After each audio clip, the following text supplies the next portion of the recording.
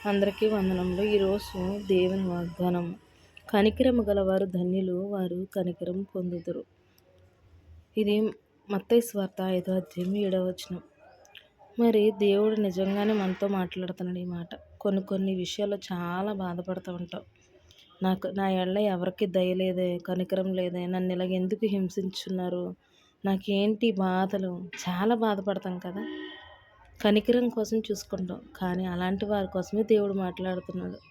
మొదటిగా నీవు కనికరం కలిగి ఉంటే దేవుడు నిన్ను కనికరిస్తానంటున్నాడు. మనము ఇతర యొక్క బాధల్లో మనం తోడుగా ఉంటే దేవుడు మనల్ని కనికరించి మన బాధలు అనేవి మన చెంతకు రాకుండా మనకి తోడుగా ఉంటున్నాడు. ఒక విషయం దేవుడు మనతో సెలవిస్తున్నాడు. ఏంటంటే, ఒకరు నన్ను చూడట్లేదు, ఒకరు నన్ను పట్టించుకోవట్లేదు, లేదా నేను ఎందుకు ఇన్ని బాధలు పడుతున్నానని బాధపడుతున్నావే, కానీ ఒకరికి నీవు ఏమన్నా సహాయం చేయగలుగుతున్నావా?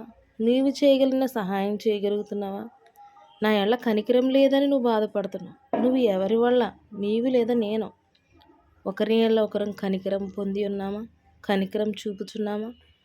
దేవుడు ఈరోజు మనతో అదే మాట్లాడుతున్నాడు. దేవుడు నిన్ను వలె నీ పొరుగు వారిని ప్రేమించమని సెలవిచ్చిన మాట దీనికి చాలా బాగుంది. ఏంటంటే, కనికరం గలవారు ధన్యులు. ఈరోజు నువ్వు కనికరం కలిగి ఉండుము, రేపొద్దున నువ్వు ధన్యుడవు.